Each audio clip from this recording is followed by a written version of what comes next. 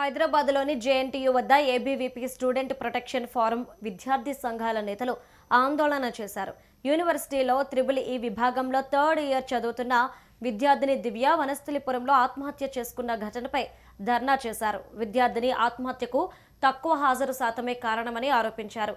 హాజరు శాతం తగ్గినప్పుడు తల్లిదండ్రులకు సమాచారం ఇచ్చారా అని నిలదీశారు. అలానే ఈ నేపథ్యంలో ఇవాళ యూనివర్సిటీ బంద్కు పిలుపునిచ్చారు. జేఎన్టీయూలో ప్రతిభావంతులైన విద్యార్థులే సీట్లు పొందుతున్నారని అన్నారు. అలాంటి విద్యార్థుల ఉత్తీర్ణత శాతం తగ్గడం అంటే బోధన పద్ధతుల్లో లేదా యూనివర్సిటీ నిర్వహణలో లోపాలున్నాయనే ప్రశ్నలు లేవనెత్తుతున్నారు.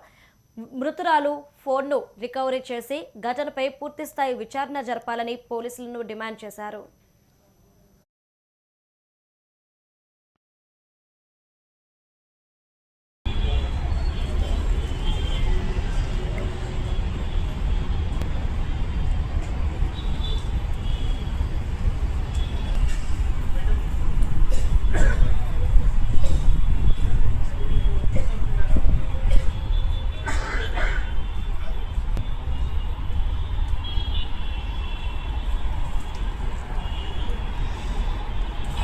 యూనివర్సిటీ విద్యార్థి దివ్యకు జోహారు తెలుపుచు మరి ఈ రోజు నిన్నటి రోజున మరి ట్రిపుల్ డిపార్ట్మెంట్ లో 3వ సంవత్సరం చదువుతున్నటువంటి విద్యార్థిని మరి అటెండెన్స్ లేక మరి అటెండెన్స్ విషయంలో ఎవరెవరైతే కలిసిందో వాళ్ళందరి మీద ఆమె ఫోన్ కాల్ దాటా కనుక తీస్తే అసలు దొంగలు ఎవరు, అసలు ఎవరెవరిని కలిసింది, ఆమె ఎందుకు కలవాల్సి వచ్చింది అనేది విషయం బయటకు వస్తాయని చెప్పేసి యూనివర్సిటీ విద్యార్థులు మేము కోరుతా ఉన్నాం.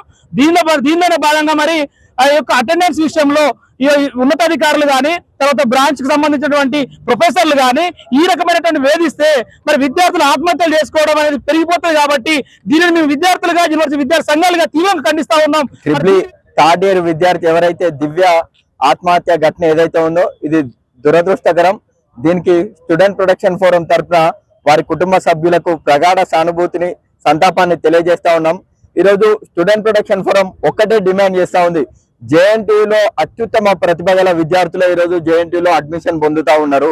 మరి అటువంటి అడ్మిషన్ పొందిన విద్యార్థులు క్లాసులకు రావడం లోపల ఎందుకు ఫెయిల్ అవుతున్నారు? విద్యార్థులను క్లాసులకు రాబట్టడం లోపల అధ్యాపకులు కావచ్చు, ఇక్కడ ఉన్నటువంటి టీచర్లు, అసిస్టెంట్ ప్రొఫెసర్లు కావచ్చు ఎందుకు ఫెయిల్ అవుతా ఉన్నారు? ఈ రోజు 5000 ర్యాంకు లోపల ఉన్నటువంటి విద్యార్థి ఈ రోజు ట్రిపుల్ డిపార్ట్మెంట్ లో సీట్ సాధించగలుగుతుంది.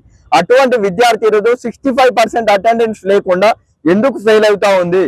ఇక్కడ చాలా సందర్భాల్లో చాలా మంది విద్యార్థులతోని చర్చిస్తున్న సందర్భంలో అదే వస్తుంది. అన్నా నేను క్లాసుకు పోతే క్లాస్ టీచర్ చెప్పే సబ్జెక్టు కంటే నేను గంట సేపు లైబ్రరీ పోతే ఎక్కువ నేర్చుకోగలుగుతా అనేటువంటి ఒక ఒపీనియన్ విద్యార్థుల నుంచి వస్తూ ఉంది. మరి అటువంటి ఒపీనియన్ వస్తున్నప్పుడు ఎందుకు టీచర్లు పాఠాలు చెప్పడం లోపల ఎందుకు దృష్టి పెట్టలేకపోతా ఉన్నారు? ఈరోజు 65% నిబంధన ఏదైతే ఇంత స్ట్రిక్ట్ గా అమలు చేస్తున్నటువంటి అధ్యాపకులు వాళ్ళు క్లాసులను ఎందుకు సరిగ్గా చెప్పడం లోపల ఎందుకు ఫెయిల్ అవుతా ఉన్నారు అనే విషయాన్ని ఒకసారి పునరాలోచించుకోవాలి. దీనికి ఎవరు బాధ్యులైనా, వైస్ ప్రిన్సిపాల్ గారైనా, ట్రిపుల్ డిపార్ట్మెంట్ అయినా, అధ్యాపకులైనా ఎవరు బాధ్యులైనా వాళ్ళ మీద కఠిన చర్యలు తీసుకోవాలని స్టూడెంట్ ప్రొటెక్షన్ ఫోరం